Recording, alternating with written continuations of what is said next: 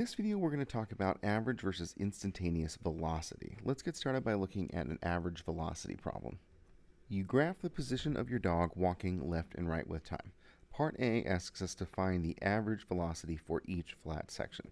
Now, because this is a position versus time graph, we know that the slope is going to tell us the velocity. And so when I think about this flat section here and this flat section there, they have zero slope, and that tells me that these are the two periods of time when the dog is not walking or is stopped.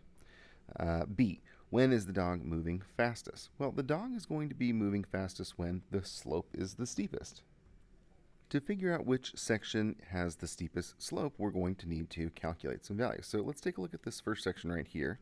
If I pick 2 points on this line right here, then I've got a run of 10 seconds because it goes from 10 to 20, and then a rise that's going from about 15 to 30, so that's a 15-meter rise. And when I do the slope, the rise over the run, 15 meters over 10 seconds for this slope of this sectional line right here, then I'm going to get a slope of 1.5 meters per second, okay? So that's the speed of that section. Well, what about this section right here? How steep is that?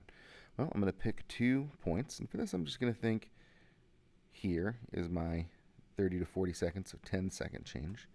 And then I'll go down for this section. I'm going from 30 to about 10, so we're going down 20 there, so that's actually a negative 20 meters. And so when I do the slope for this section, I'm going to have negative 20 meters over 10 seconds, or negative 2 meters per second. Now, the negative is telling me that about the direction, but the number part, the 2, I know that that 2 is bigger than the 1.5, and so that line is steeper, and so the dog would be moving faster on that section. So all we have to do is check this section right here and see if the slope is, the number part is any bigger. So if I look at that, oh, well, this is pretty easy. I've got a change of, let's see, 10 seconds and 10 meters. So the slope, 10 meters, 10 seconds, just 1 meter per second. And that's less than 2. Okay, so when is it moving the fastest? This section of right here, which goes from 30 to 40 seconds. So 30 to 40 seconds. And how do we know that? Because the slope is steeper. Well, what about this negative thing? Does negative mean small? No. Negative, when we're talking about something like velocity that's a vector, it just means to the left or to the south or whatever we decide is the negative direction. So when we go to part C, when is the dog moving to the left? Well, we know it's moving to the left when it has negative velocity. And that's, again, this same section, 30 to 40 seconds. So 30 to 40 seconds. And how do you know? Because the slope is negative. Okay, so this is a review of what average velocity means and how to find it. You look at the slope of sections of position versus time graphs. But what if you want to know about the velocity not from 30 to 40 seconds, but instead at an instant, at 30 seconds or at 40 seconds? That's when we talk about instantaneous velocity. Okay, so here we have a great instantaneous velocity problem. Instead of having flat lines and flat sections, we have this big curving position versus time graph, which is more like what we're going to see in real life with motion detectors. Okay, so let's take a look at the problem. You graph the position of your dog walking left and right with time. Okay, great. Part A, find the average velocity from 20 to 50 seconds. Okay, well, if I'm doing the average velocity, I'm picking 2 points, 20 and 50. I could draw the line here, but if we just think about it as a slope, we do our rise over run or our change in the position, which we're going from, looks like about 5 to 35. So 5 to 35, we'll do 35 meters minus 5. And then my time, I'm going from 50 to 20 seconds. So that's going to give me 30 meters for my rise, and then 30 seconds for my run, so 1 meter per second. That's the average velocity. And if I wanted to draw a straight line between the two, I could. That line would represent the average velocity. But notice that this line, it doesn't have the same steepness at all these other parts of our position versus time graph. So if we wanted to instead, like in part D, find the instantaneous velocity at 20 and 50 seconds, we have to come up with a clever way to look at slope that describes only that point. And the way to do that is with a tangent line. If we draw a line that's tangent, meaning it touches the graph in only one spot, so I'll do one here for 50. Let's see how good I can get this. Ooh, great. Okay, that's a little tangent line. Looks like it touches it only at one spot. And I do one at 20 seconds. Let's see how I can do this. Just kind of eyeballing it here. Okay, like that. That's good. Okay, so now I've drawn two tangent lines. And what I can do is I can find the slopes of these tangent lines, and they'll give me a slope or a velocity, but it's only meaningful for the one point that it touches the curve. Okay, so let's start with 20. It looks like my rise and my run here, about 10 to 30. So 20 seconds for the run. And the rise, so we're in from about 0 to 10 here if I pick these 2 points on that slope. Okay, so how would I write this? The velocity at 20 seconds. So I'll write v parentheses 20 seconds. Now notice I'm not putting a bar above the v because this is not an average. It's the velocity at 20 seconds. So we put that 20 in the parentheses like you would say f of x or something like that. And again, it's just the slope of my tangent line, and so my change in position is 10. That's my rise. My run is 20 seconds. And then look at that. I get 10 over 20, or 1/2, 0.5 meters per second. So that's the speed that I have, and I can only use that speed to describe how fast I'm going at 20 seconds. Okay.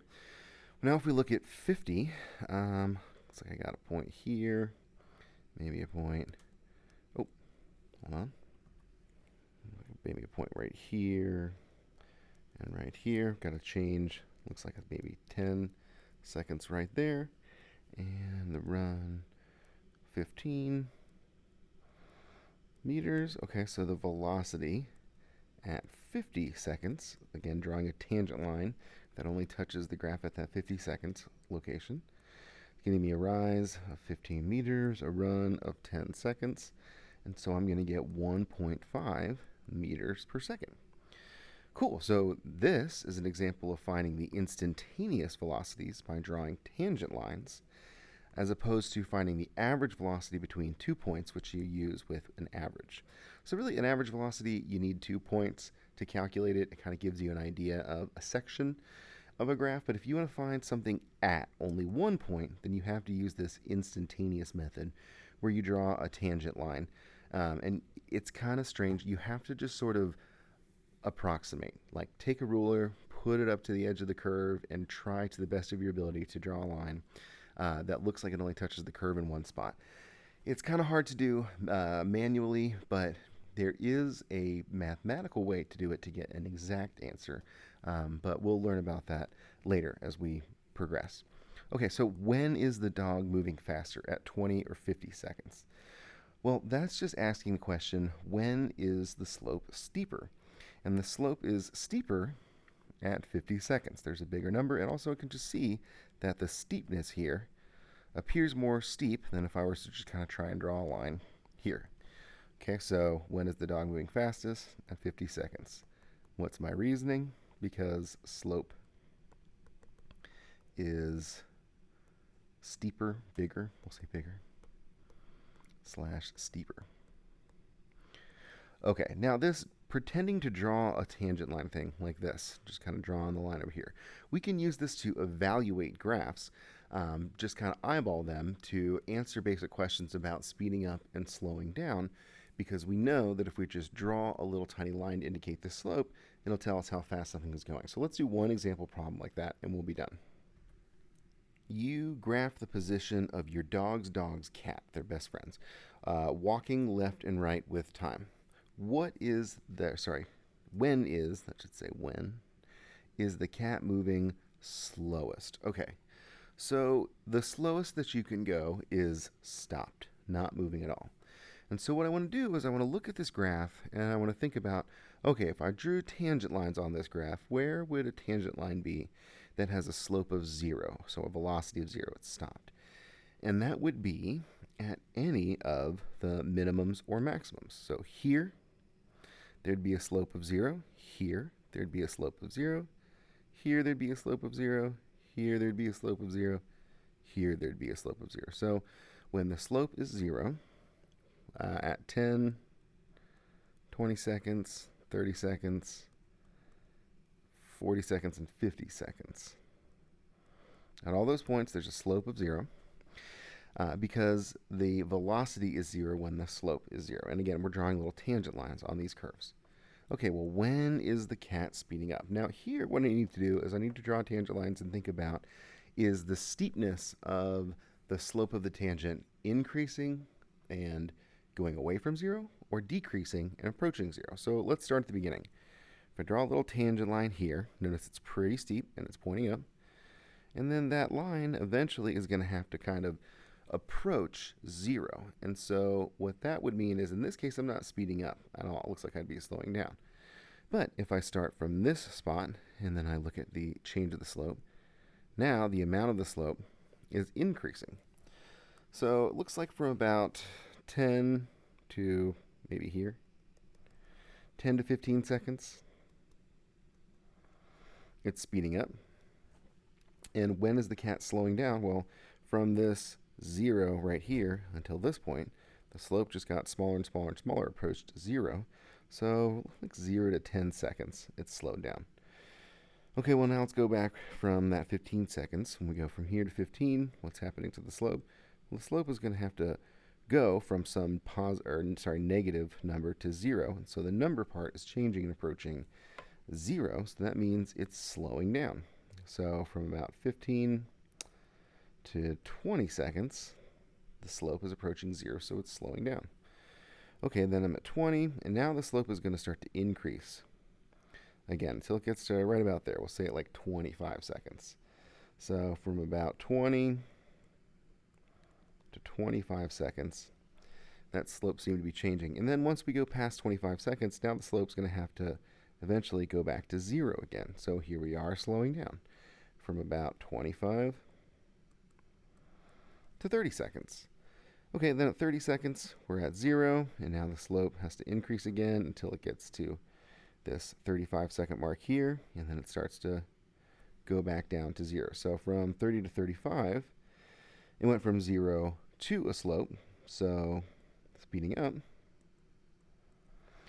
And then from about 35 to 40, at this point right here, the slope went from some steepness back to 0, so it slowed down to a stop. And I think you get the point. We'll, just say, etc., keeps going on. What I do want to think about, though, is when does the cat have maximum speed? So this is an interesting question. At these moments when the steepness doesn't get any steeper. So like a great example is right here at 15 seconds. If I erase these and I think about how the slope is changing, so again, we're at 0, and then we'll start to increase with a negative velocity. There's a slope, and then right about here, that slope will start to change and start to go back to 0. And so the steepness never gets bigger than this point right here. So we call these inflection points, and they will be more meaningful to us a little bit later. But for right now, being able to recognize that those points are when they move the fastest. So like 15 seconds is one, another one's right here at about 25, another one's about here, those sorts of things. Those are when you have maximum speeds. And if we wanted to figure out which was the actual biggest one, then we would just take a look at which one actually has the most slope and draw tangent lines. But I mean, that just sounds like it's going to take too much work. And I feel like we get the idea. So how about we don't do that, and instead we take a moment to reflect on how meaningful and fulfilling this experience has been, and how wonderful all of our lives are going to be because of what we've learned from it. And this video is now over.